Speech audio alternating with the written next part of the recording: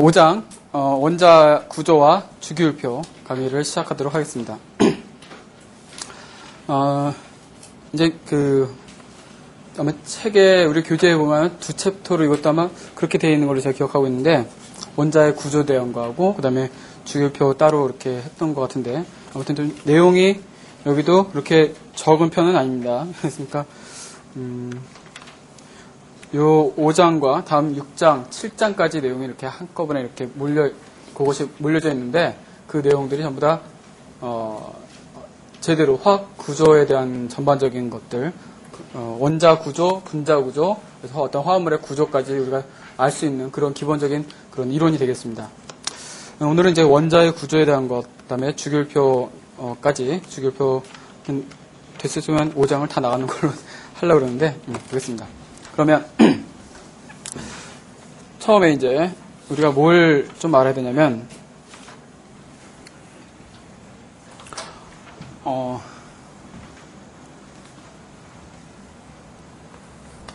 원자의 구조에 대해서는 우리가 첫 시간에 했어요, 그죠? 그래서 뭐 핵과 전자로 되어 있고 핵은 양성자와 중성자로 되어 있고 이렇게 되어 있다는 건 다 얘기를 했습니다. 그리고 이제 원자의 구조, 원자 구조라는 거를 핵과 이제 양성자, 중성자 이거는 따로 구분을 안 해요. 그냥 핵과 전자라고만 봅니다. 이제 속에 양성자, 중성자 있지만 그래서 핵은 전기적으로 플러스 전하를 띠고 있고 그다음에 전자는 전기적으로 마이너스 전하를 띠고 있습니다. 그래서 전자가 핵 주위를 이렇게 돈다라고 흔히 얘기하지만 사실 도는 의미는 아니고 그렇습니다. 그건 이제 좀 이따 설명을 하겠고 그래요. 그래서 이것을 설명하기 위해서 이제 필요한 것이 첫 번째 뭐냐면 우리가 이제 조금 역사적인 거예요. 역사적인 건데 빛이라는 것이 파동의 성격을 갖고 있다라는 거는 우리가 알고 있었어요. 예전부터. 근데 빛이 입자성을 갖고 있고 그 다음에 입자는 뭐 당연히 입자성이 있는데 입자가 또 파동의 성격을 갖고 있기도 하거든요. 이것들에 의해서 어떤 파동성도 있고 입자성도 있고 하는 그런 이중성을 갖고 있다라고 얘기를 합니다. 뭐 자세한 얘기는 다시 좀 얘기를 하겠지만 그래서 이것이 이제 좀 역사적인 얘기예요. 빛의 아마 고등학교 때 물리 배우신 분들은 들어보셨을 거예요. 물리 배웠을 때 파의 성격, 그러니까 파동이냐 입자냐라는 건데 이 두 가지 빛이라는 것은 결론적으로 얘기하면 빛은 두 가지 성격을 다 갖고 있다. 다 갖고 있고 그럼 파동성은 어떤 거고 입자성이 어떤 거고 그걸 먼저 얘기를 하겠습니다. 파동성은 웨이브 이런 거거든요. 뭐 똑같이 뭐 이렇게 생기지 않은 경우도 있겠지만 그럼 우리가 기본적인 파의 성격, 파의 모양 이런데 그래서 이거를 우리가 어떤 하나의 기준선을 갖고 그 기준선의 위쪽에 있는 거를 우리가 플러스 위상을 갖고 있다고 얘기하고 그 다음에 그 기준선 밑에 있는 것을 마이너스 위상이라고 얘기를 합니다. 이거는 값이 플러스 마이너스 그 의미는 아니고 위치적으로 어떤 하나의 기준의 위쪽이냐 아래쪽이냐 그렇게 생각하시면 돼요. 그렇게 있다는 거. 그리고 그리고 이제 요 파장은 여기서부터 여기까지죠. 요것이 한 파장입니다. 여기까지가 요게 한 파장. 이렇게 얘기할 수도 있는 것이고 그렇게 그 다음에 뭐 이것을 뭐 진폭 여러 가지 얘기 있는데 거기 그 노트에 거기 잠깐 정리를 해놨으니까요. 거기 보시면 되겠습니다. 그래서 파장은 뭐 지금 보신 것처럼 그렇게 보시면 되겠고 그 다음에 진폭 각각의 단위는 파장의 그 표기는 보통 람다라고 표시합니다. 람다로 표시하고 단위는 옹스트롬을 많이 사용해요. 옹스트롬은 10-10승 메타를 의미하고요. 그 다음에 여기 이제 요 높이를 뭐 산의 높이를 진폭 아파 진폭이라고 얘기합니다. 그 다음에 진동수는 뉴로 얘기해요. 뉴. 진동수는 이제 쉽게 말하면 여기를 기준을 잡아요. 한 점을. 그래서 기준을 잡아갖고 얘가 이제 단위 시간 동안 몇 개가 지나가냐. 요게 몇 개가 지나가느냐, 그걸 이제 측정을 하면 됩니다. 그래서 그 시간당 몇 개, 뭐 그런 의미니까 시간은 초의 역수 단위는 그렇게 됩니다. 그걸 헬스로 표현합니다. hg로. 그다음에 파장과 진동수의 관계는 뭐 파의 속도를 c라고 한다면 그 진동수와 파장을 곱하면 그것이 파의 속도가 되겠습니다. 1초에 얼마만큼 지나가느냐 그렇게 되니까. 근데 이제 그 다음에 전자기파라는 게 나오는데, 전자기파라는 건 뭐냐면 전자파와 뭐 자기파, 뭐 그냥 그렇게 생각하시면 돼요. 두 가지 성격을 갖고 있다. 그러니까 어떤 그 그림을 보시면 전기장과 자기장이 형성이 되는데 어떻게 형성되냐면 어떤 입자가 전하를 갖고 있어요. 전하. 뭐 플러스든 마이너스는 상관없고 전하를 갖고 있는 입자가 움직이면 전하를 갖고 있으면 일단 뭐가 생겨요? 전기장이 생겨요. 전하를 갖고 있으면 전기장을 생기고 그 전하를 갖고 있는 입자가 움직이면 뭐가 생기냐면 그걸로 인해서 자기장이 생겨요. 그게 물리학적인 얘기예요. 네, 물리학적인 얘기입니다. 아마 이거 일반 물리학에서 배워요. 다시요. 전기장과 자기장. 전기장은 전기적인 이런 플러스 마이너스 전하를 갖고 있으면 전기장은 당연히 그 뒤에 생기는 거고, 그 다음에 그것이 전기를 띠고 있는 입자가 움직이면 운동을 하게 되면 자기장이 생겨요. 예, 물리학적 법칙입니다. 법칙이라 그렇습니다. 그래서 그 전기장과 자기장은 서로 수직 방향으로, 거기 그림에 나와 있는 것처럼 수직 방향으로 서로 교차해서 지나가요. 하나의 전자기파, 그걸 전자기파라고 얘기하는데, 빛이 이런 전자기파로 되어 있습니다. 그 정도로만 얘기를 하겠습니다. 그거는.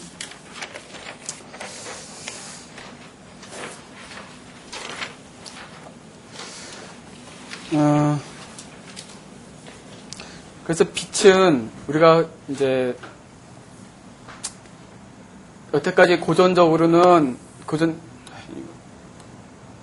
아까 그 얘기를 하니까 지금 물리학적으로 더 설명을 할까 말까 막 망설여지는데 왜냐면 물리학이 좀 어려워요. 어려워서 근데 얘기를 해야 돼요. 우리 뉴턴 알죠? 뉴턴의 역학이라고 얘기합니다. 우리 뭐 역학 공부하신 분 잘 아시겠지만 뉴턴 역학, 이거는 흔히 우리 화학적인 얘기를 하는 겁니다. 지금 다른 얘기 아니고 고전 역학이라고 얘기해요. 고전 역학, 이거에 대응되는 게 양자 역학이라고 얘기합니다. 현재 쓰는 건 양자 역학이에요. 그런데 고전 역학도 써요. 왜냐면 고전 역학도 맞고 양자 역학도 맞거든요. 그런데 범위가 다른 거예요. 고전 역학은 쉽게 말하면 비유를 한다면 야구공이 날아가는 그 운동을 고전 역학으로 설명할 수 있어요. 근데 전자가 움직이는 그 운동은 고전 역학으로 설명 못 해요. 그것이 고전 역학의 한계예요. 그거는 양자 역학으로만 설명할 수 있어요. 전자가 날아가는 거. 그런데 야구공이 날아가는 거는 양자 역학으로도 설명할 수가 있어요. 제한된 조건을 주면은, 극단적인 조건을 주면은 양자 역학으로도 고전 역학이 설명이 되어갖고 범위는 양자 역학이 훨씬 더, 아니고, 거꾸로. 양자 역학이 훨씬 범위가 넓습니다. 의미적으로 따진다면. 그러니까 이거는 거시적인, 우리가 흔히 눈으로 볼 수 있는 거시적인 세계의 역학을 다루는 거고요. 이건 미시적인 세계의 역학을 다루는 거예요. 움직임에 대한 어떤 그런 것들을. 근데 이제 이 양자 역학이 뭐 복잡한 건 다 빼고요. 빛이란 것이 아까 말씀드린 것처럼 파동의 성격도 갖고 있고 입자의 성격도 갖고 있거든요. 입자의 성격을 갖고 있다라는 그런 증거가 이제 어떻게 나와 있냐면 거기에 나와 있는 것처럼 어떤 양자론이라는 걸로 우리가 설명을 할 수 있습니다. 양자론. 그러니까 빛이 어떤 양자, 어떤 에너지의 어떤 단위체, 뭐 그렇게 생각하시면 돼요. 가장 작은 에너지 값을 갖는 어떤 그 단위체를 양자라고 얘기하는데, 그 양자, 플랑크라는 사람이 양자 가설을 세우고 그걸로 인해서 우리가 그 빛의 그 입자성을 설명을 했습니다. 양자 가설을 세워갖고. 그래서 양자 가설이라는 건 뭐냐면, 그러니까 좀 전에 말씀드린 것처럼 어떤 에너지 작은 단위체다, 양자는. 그것의 양자의 몇 배 수만큼 에너지가 출입이 된다는 얘기입니다. 그러니까 에너지가 방출되거나 어떤 흡수될 때 어떤 물체에다가 빛을 쏘여주면 그 빛이 흡수되거나 방출이 되는데 흡수가 되거나 뭐 방출이 되는데 그 흡수되거나 방출된 빛의 파장을 따져보면은 그 어떤 기본적인 단위 양의 정수배가 돼요. 정수배만큼 배출하거나 흡수하거나 이래요. 그것이 이제 그 기본적인 그 양이란 것이 이제 양자 단위고요. 거기에 대한 그 에너지 값을 우리가 이렇게 생각합시다. 그 에너지 차이. 그러니까 그러면 뭐 이게 E2 에너지 높은 상태, 낮은 상태다. 그러면 어떤 입자가 여기 있다가 여기서 이제 빛이 이렇게 들어가요. H누만큼 이걸 이제 E라고 하는데 빛이 이렇게 들어가면 얘가 에너지를 받아서 여기로 올라가거든요. 흡수를 해요. 그러면 이제 흡수한 양이 흡수한 양이 빛이 들어갔을 때 요 놈이 여기까지 올라갈 때 흡수한 에너지 양이 H누만큼이 된다는 얘기예요. H누. 그래서 이 H라는 거는 뭐냐면 플랑크의 상수라고 그래요. 플랑크 상수. 뭐 6.61 곱하기 10의 34승. 이거는 외워야 되는 상수값이에요. 플랑크 상수값은 외워야 됩니다. 6.61 곱하기 10의 34승 줄 세크. 뉴는 아까 말했듯이 진동수고요.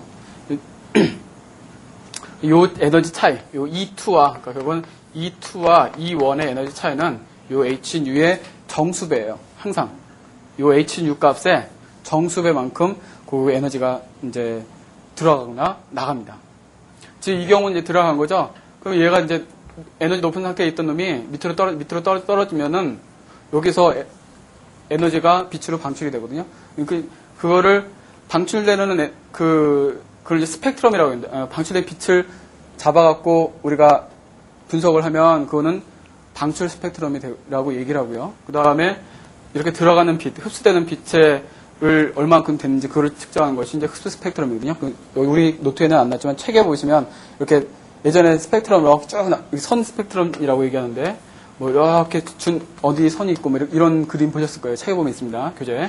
그런 것들이 이런 것들을 이제 기계적으로 체크해갖고 나타내는 거예요. 예, 어느 주파수에서 이렇게 된다는 거. 그건 자세히 아실 필요 없는데 아무튼 그렇습니다. 그 다음에 그 두 번째 광전 효과 나오는데 역시 이것도 빛이 이제 입자라는 거를 나타내는 겁니다. 빛이 어떤 금속 표면에다가 빛을 쏘여줬는데 여기서 전자가 날아가더라 이거예요. 이 얘기는 여기서 얘가 그냥 보통 이게 파동이다. 빛이 그냥 우리가 일반적으로 생각하는 파동이다 그러면 빛 자체가 굴절되거나 여기서 내려가서 굴절 이렇게 되거나 통과해서 지나가는데 입자가 날아가 버리는 거예요. 그러니까 얘가 갖고 있던 에너지, 갖고 있는 에너지가 일부가 여기에서 이 핵에 붙들려 있던 전자가 여기서 떨어지는데 필요한 에너지로 전환되면서 전자가 날아가고 결과적으로 이것이 여기 부딪혔다고 생각을 하는 거죠. 그 핵 자체에. 그래서 그것이 이제 입자다, 빛이 입자라는 그런 생각을 할 수가 있게 된 겁니다. 그래서 이걸 광전 효과라고 얘기해요. 제 노트에는 좀 간단하게 나와 있는데 우리 교재에 보면은 쭉 설명되어 있거든요. 그러니까 그거는 이제 그 책의 내용을 쭉 읽어보시기 바랍니다. 저기 역사적인 얘기니까. 그래서 결과적으로 빛은 파동도 되고 입자 성격도 갖고 있고 그렇습니다. 그 세 번째 3절 보면 보호의 수원자 모형 요거는 그냥 통과하겠습니다. 제가 설명 안 하고 그냥 그 책의 강의 노트 내용과 교재 내용 같이 한번 쭉 읽어보시면서 하면 돼요. 여기 이런 문제들을 내는 교수님은 참 이상한 사람이에요. 너무 지엽적이고 옛날 얘기이기 때문에 고등학생들이면 몰라도 그 대학교에서 그런 내용 문제 뜨는 건 좀 문제가 있다고 봐요. 그래서 거의 이쪽 문제는 안 납니다. 예. 파동 역학으로 넘어가겠습니다. 4절. 파동 역학 드브로이 방정식 이제 그 빛이 파동성도 갖고 입장성도 갖고 있다. 이 두 가지를 하나로 묶어낸 식이 뭐냐면 이 드브로이 방정식이에요. 예. 그러면 보면 드브로이 방정식은 거기 뭐라고 했어요? 람다는 mv분의 뭐예요? h 그죠? 람다가 뭐예요? 파 장이죠. 이거는 뭐 속도고요. 속도, 속력. 예. 이거는 그 움직이는 물질의 질량. 이거는 플랑크 상수. 이렇게 됩니다. 그러면 보세요. 이제 파장은 뭐예요? 파의 성격이죠. 이건 파동성이잖아요. 파의 성격, 파장은 파의 특성을 나타내는 거니까 파장성이래요. 파동성이 갖고 있는 걸 나타내는 겁니다. 그러면 질량, 입자성이죠. 예, 요건 이제 입자성이에요. 요거 입자성을 나타내는 거예요. 그러니까 파동성과 입자성을 같이 연관해서 나타내는 것이 드브로의 운동 방정식입니다. 이거를 이제 이렇게 해뒀어요. P분의 H. 람다는 P분의 H. P는 운동량이라고 해요. 운동량. 그 P가 MV예요. 그러니까 지난번에 제가 말씀을 드린지 모르겠는데 어떤 물질 질량 M을 갖고 있는 놈이 움직인다. V의 속도로 움직이면 P만큼의 운동량이 발생이 돼요. 예. 그렇게 움직인 놈이 실제로는 이만큼의 파장을 갖고 파동의 성격을 갖고 움직인다는 얘기예요. 그러면 쉽게 얘기하면 뭘 예를 들까요? 전자하고 아까 얘기한 것처럼 야구공을 예를 들자 뭐. 전자를 던졌어요. 던졌습니다. 그럼 뭐 요즘은 박찬호가 죽을 쓰고 있지만 하여튼 던졌으면은 얘는 질량이 굉장히 작죠. 이건 굉장히 작아요. 그러면 질량이 굉장히 작으면 어때요? 람다가 둘이 같은 속도로 간다. V는 똑같다고 치고요. 전자가 이게 굉장히 작으면 질량이 굉장히 작으니까 람다가 굉장히 크죠. 그럼 무슨 얘기예요? 파장이 굉장히 크다는 거는 이게 이렇게 된다는 얘기죠. 쉽게 말하면. 그 다음에 야구공 같은 경우는 질량이 크단 말이에요. 그럼 파장이 짧죠, 그죠? 그럼 어떻게 돼요? 이렇게 되죠. 이걸 극단적으로 보면은 얘네들 속도도 다르니까 극단적으로 보면은 파장이 짧다는 건 이걸 더 짧게 우리가 이거를 압축을 시켜요. 압축을 시키면 파장이 짧은 야구공 같은 경우는 거의 이렇게 되겠고, 그죠? 그 다음에 얘는 이렇게 되겠고, 전자는 이렇게 될 거란 말이에요. 그럼 우리 야구공이 그냥 뭐 커브 같은 거 말고 그냥 직구로 던져도 똑바로 가는 것처럼 보이잖아요. 그죠? 근데 실제로는 그 야구공이 우리가 느낄 수 없을 만큼 파장으로 이걸 한단 말이에요. 유동을 치면서 가는 거예요. 근데 우리 눈으로는 거시적으로는 그것이 너무 짧기 때문에 이 파장이 너무 짧기 때문에 그냥 쭉 가는 것처럼 보이는 거예요. 근데 그걸 미시적으로 따져서 전자 차원으로 보면은 이게 굉장히 큰 파장을 하면서 날아가는 거죠. 그런 차이입니다. 그래서 요거에서의 의미는 그렇게 해석을 하시면 되겠어요. 그래서 이 두 번째 하이젠버그의 불확정성 원리라는 거는 그래서 어떤 입자의 위치, 우리가 고전역학 아까 뉴턴의 역학에서는 어떤 입자가 어떤 시간에 어디쯤 날아가겠다는 거를 궤적을 우리가 알 수 있어요. 뉴턴 운동 방정식을 풀면 아마 우리 예전에 물리 시간에 고등학교 때 물리 시간에 저 그거 했던 기억이 나는데 그 계산을 하는 게 있어요. 몇 가지 그 운동 방정식이 있어갖고 가속도 얼마고 시간 얼마고 하면 어느쯤 위치에 가 있겠다는 걸 계산할 수가 있는데 그게 고전역학으로는 돼요. 거시적으로는. 근데 전자 차원에서는 그걸 못 해요. 입자의 그 위치하고 그다음에 그 입자의 운동이라는 거는 속도의 의미잖아요. 그죠? 그러니까 그것을 동시에 똑같이 100% 정확하게 표현할 수가 없다는 거예요. 예를 들어서 위치를 정확하게 표기하면 그것의 운동량을 정확하게 표현 못하고 그다음에 운동량을 정확하게 표현하면 위치를 정확하게 표현 못하고 그런 그 불확정성 원리라고 합니다. 그래서 그것의 의미는 뭐 더 이상 깊이 들어가면 어려우니까 그 정도만 얘기를 할게요. 그래서 미시적으로는 그 두 가지를 동시에 똑같이 정확하게 측정할 수는 없다.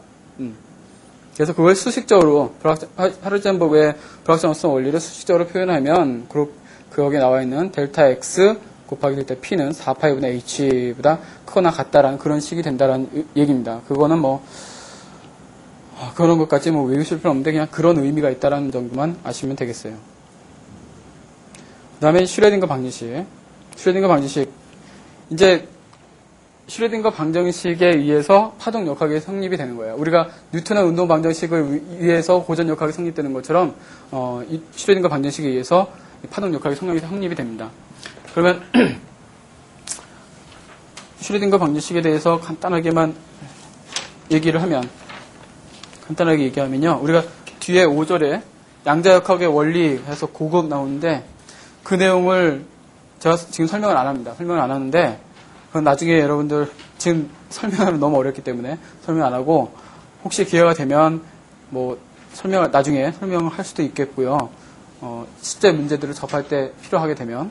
근데 여러분들은 그냥 그런 게 있다라는 정도만 아시면 되겠어요. 한번 쭉 읽어보시면 되겠어요. 그 내용과 겹쳐서 제가 슈레딩거 방정식의 개괄적인 얘기만 하겠습니다. 잠깐. 슈레딩거 방정식은 이렇게 써요. 이렇게 쓰는데 이것도 물리학과 화학하고 연관되어 있어요. 이렇게 쓰거든요. 이건 뭐냐면 이게 사이를 뭐라고 얘기하냐면 파동함수라고 얘기해요.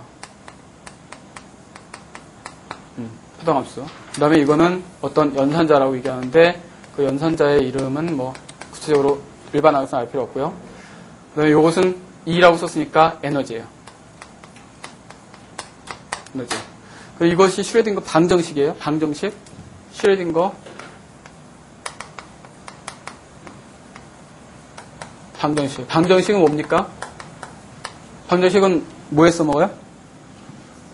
답 구하는 데 써먹죠? 그죠? 해를 구한다 그러죠? 다른 말로. 이거 방정식을 푼다라고 얘기하고, 푼다. 그거는 곧 해를 구하는 거죠. 답을 구하는 거예요. 그 해가 뭐냐면 파동함수예요. 슈레딩거 방정식을 풀면은 우리가 파동함수를 구하고 에너지를 구할 수 있어요. 거기에 해당되는.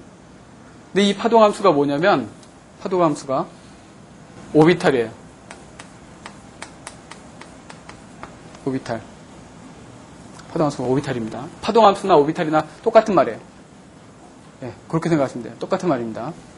그런데 이 파동함수 오비탈 이것이 결정이 되려면 이 파동함수 이거는 전자에 대한 거예요. 전자 하나에 대한 건데 쉽게 말하면 그 파동함수 오비탈을 뭐라고 생각하시면 되냐면 전자가 들어가는 방이라고 생각하면 돼요.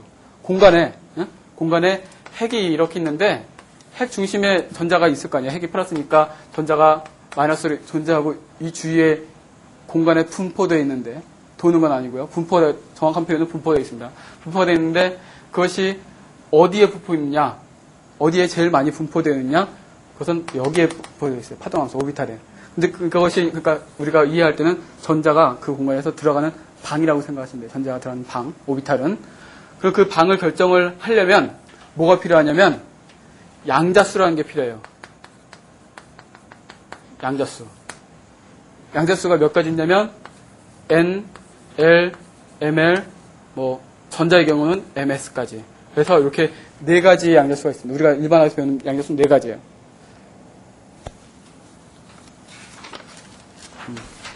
그래서 다시 한번 정리할게요. 이게 전반적으로 그것만 아시면 돼요. 어떤 슈레딩거 방정식으로 인해서 우리가 파동역학, 고전역학, 양자역학 같은 얘기로 씁니다. 파동역학, 양자역학 똑같은 얘기인데 그거 성립이 돼서 우리가 전자의 어떤 움직임이나 위치 이런 것들을 기술할 수가 있어요. 물론 불확정성 원리에서 정확하게 표현한 두 개 다 성립은 안 되겠지만 표현할 수가 있는데 그건 어떻게 하냐면 슈레딩거 방정식을 풀어요. 방정식이에요. 말 그대로. 방정식을 풀면 거기에 대해서는 답을 얻거든요. 그 답이 뭐라고요? 파동함수예요. 그 답이. 그 방정식을 풀면 답이 파동함수고 그 파동함수가 결정되면 에너지도 구할 수가 있어요. 에너지도 구할 수 있습니다. 그래서 그러면 이제 그 파동함수 다른 말로 오비탈. 똑같은 얘기. 여긴 이게 뭐라고요? 파동함수 오비탈이 결국엔 전자가 들어가는 방이다. 근데 전자가 들어가는 방 이 파동함수가 최종적으로 결정이 되려면 이 안에 어떤 값들이 확실하게 조건이에요, 일종의. 이 양자수라는 것이 조건이라고 하는데, 이 파동함수가 결정이 되려면 이 양자수가 결정이 돼야 돼요. 그래야지 하나의 방이 최종적으로 전자 들어갈 수 있는 방이 결정이 돼요. 그 양자수 종류는 N, L, ML, 주양자수, 부양자수, 자기양자수 세 가지가 기본적인 거. 요까지가 그 전자가 들어갈 수 있는 최종적인 방이 결정되는 거예요. 요 조건에 요 조건에 해당되는 파동함수가 이제 결정이 되는데, 그렇게 해서 우리가 요것들을 이제 얘기를 해보자는 얘기입니다. 5절로 넘어가고 6절로 양자수 넘어가겠습니다.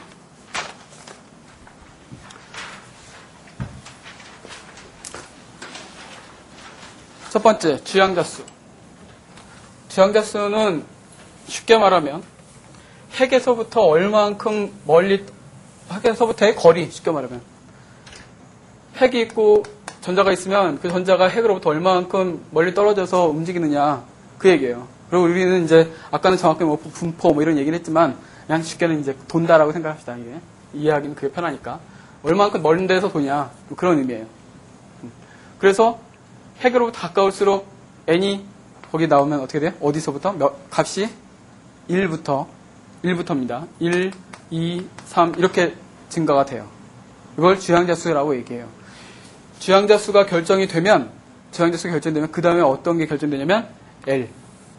요 부양자수 값이 결정이 돼요. 뭐 혹은 방위양자수라고도 얘기합니다. L 값이 결정돼요. L 값이 결정되는 L은 이제 핵 주위에 어떤 위치로, 거기, 그림은 그건 ML 값이고, 그 오비탈의 모양이라고 생각하시면 돼요. 오비탈의 모양. 그 L 값에 의해서 오비탈 모양이 결정이 되는데, 그래서 요 1, 2, 3, N이 결정된 다음에 L이 결정되는데, L은 어떤 조건이 있냐? 거기 보세요. 뭐라고 그래요? 어디까지? 0부터 N-1까지. 그러니까 항상 1이면 0이에요. 무조건. 그거보다 하나 작아요. N보다, N-1입니다. 예. 이렇게 돼요. 요 부양자수가 결정됐으면은, 그 다음 단계 뭐가 결정되냐면, ML 값이 결정돼요. 예. 그거에 따라서. 예. 이거는 이제 거기 뭐 그림 나와 있지만, 그 그림은 그냥 무시하세요. 예, 무시하시고, 무시하십시오. 그렇습니다. 그래서 이것이 이제 요것은 이제 에너지 준위는 같아요. ML 값은 L 값이 이제 여기까지 L 값이 결정되면 그 오비탈의 에너지가 결정이 돼요. 에너지 값. 여기까지가 결정되면 에너지 값은 다 똑같아요. 여기 다음에. 그 다음에 ML은 이제 나머지는 에너지 값이 다 똑같은 거예요. 그 상황에 따라서. 이거 연습을 해볼게요. 좀 이따. 그래서 이제 요 ML은 마이너스 L부터 플러스 L까지. 하나씩 뭐 마이너스 L에서 플러스 1씩 증가해갖고 쭉 0 지나가고 뭐 이렇게 해서 플러스 L까지. 그렇게 개수를 갖습니다. 각 L 값에 따라서. MS는 이제 전자 고유의 값이에요. 전자 고유의 값. 스핀 양자수라고 그러는데 전자 고유의 값입니다. 그래서 플러스 2분의 1, 마이너스 2분의 1이에요. 예. 이 두 가지 값을 가져요. 전자의 스핀 양자수입니다. 이건. 예. 이렇게 네 가지 양자수에 의해서 우리가 전자의 상태, 전자가 전자가 어떤 상태라는 것이 결정이 돼요. 어떤 파동함수에 들어가 있는지, 또 어떤 에너지인지 그렇게 해서 결정이 되는데 그거를 이제 한번 연습을 해보자는 얘기입니다. 여기서 이제 한 가지 더 말씀드리면 MS 값을 우리가 표현할 때 이렇게 표현합니다. 하면서 얘기하죠. 같이 한꺼번에. 연습을 이제 할게요. N은 1부터 시작합니다. 항상. 이 룰은 외우셔야 돼요. 이거 안 외우면 절대 못합니다. N이 1이면 L은 N-1이니까 0밖에 없어요. 그죠? 0부터 N-1까지잖아요. 그죠? 근데 0부터 0밖에 없는 거죠. 그럼 L이 0이면 ML이, 그 다음에 ML이 결정되는데 얘는 마이너스 1부터 플러스 1까지죠. 그럼 결국 0 하나밖에 없는 거죠. 마이너스 0 플러스 0이니까. 이렇게 됐어요. 그럼 이렇게 됐으면 요것의 방이 하나가 결정된 거예요. 예. 그 n이 1일 때는 우리가 그 껍질 이름은 뭐라고 얘기하냐면 그거 껍질 중요한 건 아니지만 알고는 있어야 돼요. K, L, M 이렇게 됩니다. 이게 n이 2있고 이게 3이고 이렇게 증가되면서 그렇게 돼요. 그러면 이제 L이 0이었어요. 그 다음에 그러면 여기까지 끝이에요. 그 다음에 여기에 이제 이렇게 됐으면 이제 전자가 들어갈 어떤 방이 결정이 된 거예요. 어느 방이 들어갈 거지? 그럼 방이 결정됐습니다. 이렇게 이 방에 전자가 들어가요. 어떻게 들어가냐면 요 값에 따라서 ms 값에 따라서 플러스 2분의 1 마이너스 2분의 1인데 그 의미 우리가 표기는 어떻게 하냐면 이렇게 하나는 플러스 2분의 1을 위쪽으로 향한 화살표로 표기하고 마이너스 2분의 1을 아래로 향한 화살표로 써요. 예. 그거는 우리가 쓰는 뭐라고 할까? 관행이에요. 꼭 그 절대적인 룰은 아니지만 일반적으로 다 이렇게 써요. 예. 그렇습니다. 그래서 위로 향한 화살표를 먼저 쓴다. 그 다음에 아래로 향한 거, 마이너스 2분의 1. 이거는 이제 어떤 의미냐면 쉽게 말하면 전자가 스스로 이제 회전을 한다라고 결과적인 해석은 그렇게 얘기를 하지만 실제 회전을 하는 건 아니지만 그렇게 해석을 하시면 돼요, 여러분들은. 그래서 시계 방향으로 도느냐 자전을 하는데 전자 자체가 반시계 방향으로 도느냐 그것을 플러스 2분의 1, 마이너스 2분의 1로 나타내는 것 뿐입니다. 예. 근데 요거는 이제 어떤 상태, 전자의 스핀 상태라는 걸 상태를 의미하지 뭐 이거 회전하고 뭐 그런 건 아닌데 아무튼 우리는 이름은 그렇게 줬습니다. 이렇게 해서 그 방에 전자가 이렇게 들어간다. 두 번째, L이 2일 때 L은 얼마예요? 0부터 마이너스 L까지 1까지니까 n-1 1까지 있죠, 그죠? 예. 그러면 L이 0이면 ML은 0이죠. 여기 했잖아요. 이 ML 값은 항상 L 값에 따라 결정돼요, 무조건. 그 다음에 L이 1이면 마이너스 1, 0, 플러스 1, 그죠? 이렇게 됩니다. 그러니까 여기를 잘 생각하셔야 될 게 이렇게 되는 거예요. 이렇게. 응? 그러니까 n이 2인 상태, 2인 이걸 이제 주껍질, 부껍질 이렇게 얘기하는데 여기를 주껍질, n을 주껍질이라고 얘기한다. 주껍질, l을 부껍질이라고 얘기해요. 부양자수 얘기하듯이 쉽게 말하면. 그러면 L 껍질에는 n이 2인 L 껍질에는 L이 0인 방하고 1인 방 두 가지가 있어요, 종류가. 근데 그 0인 방에는 또 ML이 0인 거 하나, 여긴 0인 거 하나예요. 그리고 L이 1일 때는 ML 값이 마이너스 1, 0, 플러스 1인 각각 하나씩 3개가 있는 거예요, 방이. 그러니까 여기도 전자가 최종적으로 이렇게 들어가고 이렇게 들어가고 요 방에는. 근데 요 방에는 어떻게 들어가겠어요? 방이 일단 3개. 방이 일단 3개예요. 3개고 여기에 전자가 채워지는데 우리가 채워지는 원리가 있어요. 그건 좀 이따가 얘기를 할게요. 예. 뒤에서 얘기를 하니까. 아무튼 여기 전자가 들어갑니다. 예. 요 방에 차례로 들어가요. 그 3이면은 0, 1, 하얀색으로 합시다. 0, 1, 2까지 가고, 얘 똑같이 0이고, 마이너스 1, 0, 플러스 1, 이러면 마이너스 2, 마이너스 1, 0, 플러스 1, 플러스 2. 이렇게 될 거예요. 5개. 얘는 5개, 얘는 3개. 이렇게 됩니다. 방의 수는. 오비탈의 수는. 나머지 뭐 똑같은 원리로 하시면 돼요. 그러면 이제 우리가 여기서 또 하나 더 배워야 될 건 뭐냐면 이제 주껍질은 KL 이렇게 얘기하죠. L 껍질을 우리가 부껍질을 어떻게 표기하냐면 S가 0이면 L이 0이면 S예요. L 값이 0이면 S고 이것도 0이니까 S죠. 그 다음에 L이 1이면 P예요. 다 소문자입니다. 지금 쓰는 건. 그 다음에 여기 S, P, D겠죠? 이렇게. S, P, D, F 이렇게 획수 나갑니다. 이렇게 써져요. 그러면 요 오비탈은 어떻게 표기하냐면 요 방은 어떻게 표기를 하는 거예요. 구체적으로 어떤 방이다 그러면 우리가 몇 호 있듯이 그거를 이제 표기를 합니다. 어떻게 표기하냐? 이 양자수를 갖고 표기해요. 첫 번째는 이렇게 표기합니다. 기본적으로 N, L 이렇게. 그리고 여기다 전자, 수 이렇게 표기를 하는데 그러면 N이 이거는 숫자로 표기해요. 이건 숫자로 표기하고 이거는 SPDF로 표기해요. 그게 무슨 얘기냐? 얘는 일단 N이 1이죠? 1, S, 전자가 2개 있으면 2, 전자가 2개 이렇게 되는 거예요.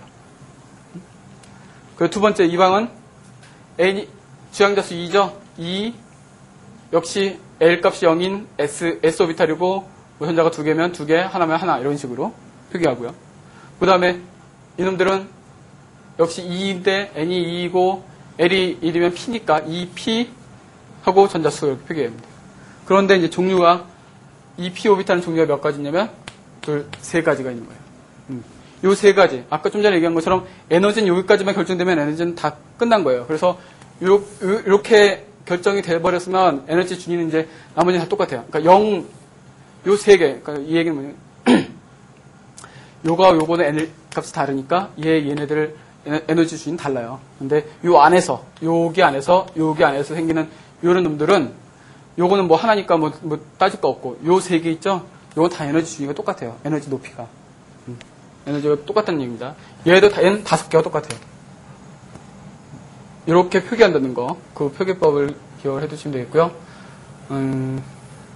예, 그러면 이제, 요 주양자수, 부양자수, 껍질 표기, 오비탈 표기, 그 다음에, 거기 이제 표에 보시면 뭐 주껍질 용량, 전자가 최대 들어갈 수 있는 전자 개수가 어떻게 되느냐, 뭐 그렇게 나와 있으니까, 그거 참고해서 보시고요. 그럼 이제 위에 일을 보시면, 양자수의 제한 조건을 고려하여 전자가 다음 세트의 양자수를 가질 수 있는지를 판별하고, 가질 수 없는 경우 그 이유를 설명하라. 첫 번째 A, N이 2이고, L이 1이고, ML이 -1인 경우가 가능한가요? 여기 지금 했죠? N이 2인데까지 했죠? 그러면 뭐예요? L1 있어요? 있죠? ML이 -1 있어요? 있죠, 그죠? 1일 때 -1부터 0, +1까지니까. 그럼 맞아요. B번. N이 1일 때 L이 1인 경우가 있나요? 없죠. 있을 수가 없죠. L이 0, 1 있죠. 0밖에 없죠. n-1이니까. 그럼 이건 일단 여기서부터 틀리는 거죠. 틀리면 볼 것도 없고 틀렸고요. 그 다음에 C번. N이 7이고 L이 3인 경우가 있을까요? 그렇죠? 0, 1, 2, 3, 4, 5, 6까지 가니까. 예, 그죠? 그러니까 L이 3은 당연히 되고. L이 3일 때 ML이 +3이 있어요? 있겠죠. 왜냐면 -L부터 +L까지니까. +3이 당연히 있고요. 그건 C번 맞고. D번. N이 3이면 L이 1인 경우 있지요. 그 다음에, 그럼 L이 1일 때 ML이 -3인 경우는 없죠. 예. -1, +1, 0, 요 세 가지니까. 그렇게 구분하실 줄 알면 됩니다. 이런 것도 숫자 문제도 나요. 근데 이 관계 이거 룰을 모르면 모르는 거 아니에요. 그죠? 예. 양자수들 관계를 기억을 해두시면 되겠습니다. 그 다음에 좀 전에 말씀드린 것처럼 L 값까지가 에너지를 결정하는 거다. 그 다음에 ML 값은 달라도 L 값까지 NL이 같으면 이거 다 에너지 같다라는 거 그거 꼭 기억을 해두십시오. 예. 그 다음에요. 그러면 오늘은 이제 원자의 전자 배치 원리. 이제 아까 좀 전에 여기 이제 어떻게 채워지냐 이제 이런 것들 얘기입니다. 이제 하나씩 얘기를 하죠. 전자 배치 원리 세 가지예요. 저희 정리해 놓은 것처럼 아우프바 원리, 파울리 베타 원리, 훈트의 최대 다중도 원리, 훈트의 원리 그냥 줄여서 뭐 이렇게 얘기도 하고 그 룰에 대해서 그것도 룰이니까 일단 그렇게 뭐 외우시는 수밖에 없죠. 뭐 예. 어떻게 하냐? 첫 번째 아우프바우 원리. 전자는 가장 낮은 에너지의 오비탈에 먼저 채워지고 그 다음 높은 에너지 준위로 차례로 채워진다 얘기입니다. 그러니까 에너지 낮은 오비탈부터 전자가 채워진다는 거예요. 예. 그래서 일반적으로 에너지 준위는 n 플러스 L 값의 증가 순서와 일치하며 n 플러스 L 값이 동일할 경우 n 값이 큰 것이 보다 높은 에너지 준위를 갖는다. 이게 무슨 얘기인가 한번 해볼까요? 그러면 처음에 1에 쓰죠? 그런가요? 그 다음에 뭘까요? 이게 n이 1이고 L 값이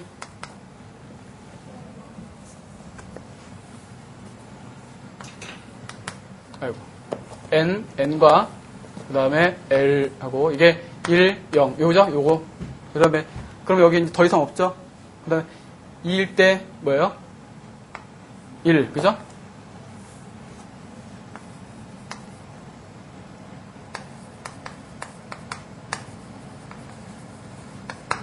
이건 0밖에 없고 그러니까 1s 그죠? 그 다음에 얘는 2일 뭐예요? 0 이 0부터 해야겠죠? 0 그러면 2s죠? 그죠? 1이면 마이너스 1, 0, 플러스 1 요 세 가지죠? 그죠? 요거는 어떻게 해요? 2p p인데 종류가 세 가지인 거예요. 에너지 준위는 똑같고 그렇습니다. 그럼 이제 요건 그렇고 일단 이 아우프바우 원리에서는 n하고 l까지만 생각하면 돼요. 지금 요건 좀 이따 전자 배치할 때 실제로 쓰면 되니까 3 한 다음에 0, 1, 2 이렇게 돼 있죠? 그러면 3S죠? 3P죠? 3D죠? 여기까지죠? 그 다음에 4로 가죠? 4로 가면 0, 1, 2, 3까지 가죠? 그러면 4S, 4P, 4D, 4F 이렇게 되거든요? 그럼 이게 에너지 증가하는 순서냐? 꼭 그렇진 않아요. 네. 일반적으로 N값이 증가하면서 에너지가 증가해요. 왜 그러냐면 핵이 플러스죠? 전자가 마이너스죠? 얘네들 가까이 있으면 결합력이 세요? 멀리 있는 게 더 세요? 가까이 있는 게 결합력이 더 세죠? 결합력이 세다는 건 안정해요? 불안정해요? 안정하죠? 그럼 에너지가 얘는 가까이일수록 안정하단 말이에요. 그러니까 가까이일수록 에너지가 낮단 말이에요. 그죠? 안정하다는 게 에너지 낮은 거니까. 그러니까 N값이 작을수록 에너지가 낮아요. 그죠? 얘 점점 올수록 얘네들 인력이 점점 약해지니까 에너지가 높아진단 말이에요. 그래서 그런 순서대로 전자가 하나씩 낮은 에너지 순서대로 세워진다는 얘기입니다. 근데 이제 이게 L 값에 따라서 좀 달라져요. 여기까지는 이제 3S, 3P까지는 같아요. 여기까지는 이견이 없는데 여기서는 달라져요. 그죠? 여기서 이제 4S예요. 왜냐면 여기서 거기 놓여 있는 것처럼 M 플러스 L 값이 먼저 이걸 따져봅니다. M 플러스 L이면 얘는 얼마예요? 5죠? 그죠? 3하고 2니까 5죠? 얘는 얼마예요? 4하고 0이죠? 4죠? 이게 더 낮은 거. M 플러스 L 값이 작은 걸수록 더 에너지가 낮습니다. 예, 거기서부터 에너지 채워져요. 예.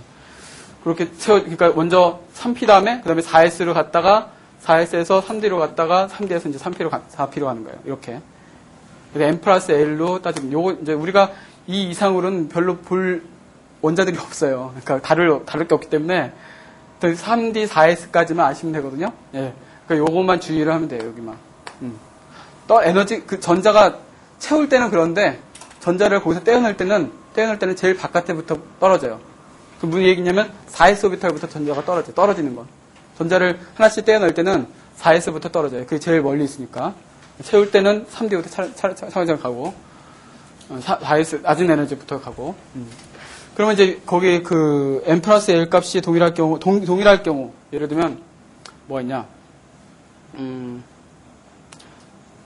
이제 3D하고, 예를 들면 여기 3D하고 4P를 비교해보세요. 3D, 이거 5죠? 값이. M 플러스 L 값이. 얘도 5죠? 그러면 뭐가 우선한다고요? 주원자 수가 작은 거에 더 에너지 준위가 낮다라는 겁니다. 예, 거기 나와 있는 거는 N 값이, 큰 값이 더 높은 에너지 준위가 간다. 그런 의미입니다. 그래서 이 아웃바울리 원리에서 각 오비탈 준위 이렇게 에너지 낮은 것부터 차근차근 전자가 들어간다는 얘기예요. 근데 들어가다 보면은 이제 또 뭐가 생기냐면 이제 1s 전자를 그럼 대체해봐요. 첫 번째 오비탈, 1s 오비탈 여기 전자 배치합니다. 전자가 최대로 2개 들어갈 수 있어요. 한 오비탈에는 전자가 최대로 2개 들어갈 수 있거든요. 2개가 들어가는데 어떻게 들어가냐? 아까 한 것처럼 서로 반대 스핀 양자수를 갖는 상태로 들어가요. 왜 그러냐면 그게 이제 그게 파울리 베타 원리예요. 여기 보세요. 여기 있는 전자들을 보면은 N과 L과 ML 값은 다 똑같아요. 그렇죠? 단지 MS 값에서 플러스 2분의 1이냐 마이너스 2분의 1이냐 요것만 다른 거거든요. 그러니까 요게 같아버리면 똑같은 거예요. 상태가. 그러니까 두 개의 전자, 서로 다른 전자인데 상태가 똑같을 수 없거든요. 그럼 별개인 거니까. 그래서 이거 같으면 하나인 거랑 다름없으니까 그렇게는 안 되고 요거 플러스 2분의 1, 마이너스 2분의 1 서로 다르게 들어간다. 한 오비탈 전자가 2개가 들어가되 그 전자들은 서로 반대 스핀을 갖게 들어간다는 얘기입니다. 그러니까 양자수가 4가지 양자수 중에서 적어도 하나는 다르다. 네. 그럴 수밖에 없죠. 적어도 하나는 다르게 들어갈 수밖에 없습니다. 그게 이제 파울리 베타 원리예요. 그래서 거기에 이제 그냥 설명은 4개의 동일한 양자수를 가질 수 없다라는 그렇게 표현을 해놓은 겁니다. 그렇게 해서 전자를 배치하면 그러면 또 이제 가다가 또 어떤 상태가 생기냐면 훈트의 최대 다중도 원리 거기에 보면 같은 에너지의 오비탈이 여러 개 있을 때 전자는 먼저 같은 스핀 즉 평행한 상태의 비쌍 전자로 각 오비탈을 모두 점유한다. 즉 짝을 찢지 않는 전자의 수가 최대가 되도록 배치한다. 무슨 얘기냐? 지금 1S 같은 경우 이건 해당성이 없어요. 2S도 해당성이 없고 2P에서부터 이제 생깁니다. 문제가. 2P 오비탈이 3개죠. 왜냐면 ML 값이 플러스 1, 0, 마이너스 1인 이런 것들이 있으니까. 그죠? 방이 3개라고요. 어디? 요거. 요 3개라고요. 여긴 전자를 배치되는데 이 전자를 어떻게 배치하냐면 먼저 하나씩 다 들어가요. 하나씩 다 들어가는데 차례로 여기 하나, 물론 이거는 상관없어요. 얘네들은 플러스 1이든 마이너스 1이든 0이든 에너지는 똑같으니까 여기 먼저 들어가서 내가 여기 먼저 들어가도 그건 상관은 없는데 일반적으로 그냥 앞에서부터 써요. 예, 쓰기 표기는. 여기 쓰고 그 다음에는 요 같은 오비탈이 안 들어가고 안 채워진 오비탈 있죠? 안 채워진 오비탈에 들어갔는데 그 들어갈 때도 역시 처음에 들어갔던 그 스핀, 전자의 스핀 상태하고 두 번째 들어가 있는 전자의 스핀하고 서로 이렇게 나란하게 들어가야 돼요. 평행하게. 이거를 평행하게, 용어를 이렇게 서로 같은 스핀을 갖는 거를 평행하다고 그래요. 나란하다. 그리고 반대 스핀을 한다고 했죠? 요걸 짝지었다고 얘기합니다. 설명을. 짝진 상태, 평행한 상태, 나란한 상태. 이렇게 얘기를 합니다. 그 말의 의미는 그렇습니다. 그래서 이렇게 평행한 상태로 놓아줘야 돼요. 짝을 짓지 않는. 그래서 그 강의 노트에 보면 짝을 짓지 않는다. 비싼 전자라고 얘기합니다. 예.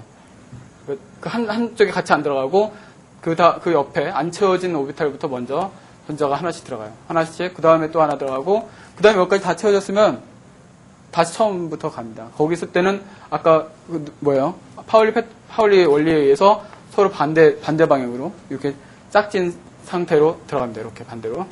예. 이런 식으로 이제 채워져요. 하나씩. 이거는 연습을 많이 해봐야 돼요. 처음 하시는 분들은 연습을 해봐야지 그냥 눈으로 보면은 잘 모르니까 하셔야 됩니다. 그래서 이렇게 해서 이제 계속 해 나가면 돼요. 그러면 제가 숙제를 내면 이번 주 숙제는 이건 뭐 스터디 할 필요 없어요. 그냥 숙제 그냥 본인들이 하시면 돼요. 어디까지 하냐면 30번까지 원자번호 30번까지 전자 배치를 다 해보세요. 좀 지겹겠지만 한 번만 해보면 돼요. 전자 배치 원자번호 30번까지 쭉 해보세요. 그럼 거기 전이 원소도 들어가기 때문에 아까 3D 4S 그 문제도 있거든요. 그러니까 그거 같이 해서 해보시면, 그리고 우리 책에 교재에 보시면 아마 있을 거예요. 어딘가에 표기하는 게. 그러니까 그거 갖고 확인을 해보시면 됩니다. 30번까지 꼭 연습을 해보세요. 그러면 이 그걸 갖고 우리가 오늘은 그러면 거기까지를 해야 될 것 같네요. 나머지 이제 우리 주기성에 대한 것들 그거는 이제 다음 시간에 하고요.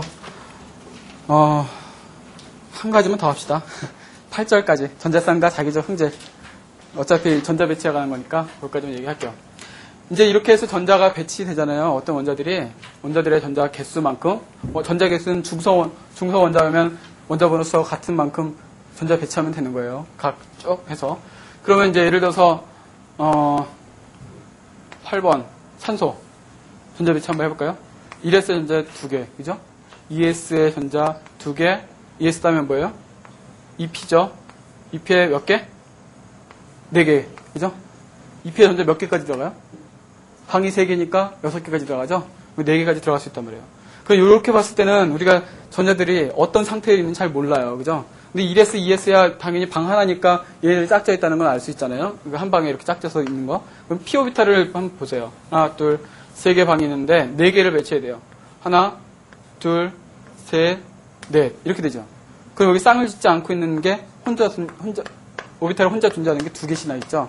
이런 경우, 이런 그 전자가 쌍을 짓지 않고 각 오비탈에 자기가 혼자 존재하고 있으면 외부에서 이렇게 자기장을 걸어준 게 이렇게 하면 거기에 영향을 받아요. 그래서 쌍을 짓지 않고 있는 전자, 비싼 전자가 있으면 자기장에 끌려요. 그걸 뭐라고 얘기하냐면 상자성이라고 해요. 상자기성. 팔자에 나와 있는 것처럼 상자기성이라고 얘기하고요. 오히려 다 쌍을 짓고 있으면 밀립니다. 그거를 이제 반자기성이라고 얘기해요.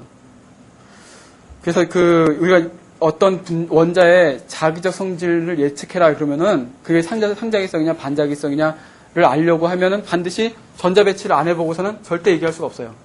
예. 그런데 전자배치 갖고도 애매할 때는 있어요. 그래서 이제 실제로는 실험적인 결과가 더 우선합니다. 실험적인 결과하고 요 전자배치하고 좀 다를 경우는 뭐 있는데 그건 다음 시간에 여러분 그 30번까지 전자배치를 해본 다음에 제가 한번 얘기를 해드릴게요. 이렇게 해서 우리가 전자배치를 한 다음에 그 원자의 자기적 성질을 예측할 수 있다. 이렇게만 해야지 알 수 있는 겁니다. 몇 개가 되든 상관없어요. 2개가 되든 3개가 되든 4개가 되든 상관없습니다. 그렇게 해서 우리가 상자기성, 반자기성 얘기할 수 있고요. 이제 왜 이는 황의 전자배치 이건 숙제 요거까지 전자배치하면서 그 같이 들어가는 거니까요. 그래서 요거 보시면서 원자번호 30번 배치해 보면서 그 원자들이 각각 이게 상자기성이냐 반자기성이냐 같이 체크를 하세요. 그러면 되겠죠? 예. 거기까지 숙제를 하겠습니다. 오늘은 여기에 8절 전자쌍과 자기 성질까지 강의를 마치도록 하겠습니다.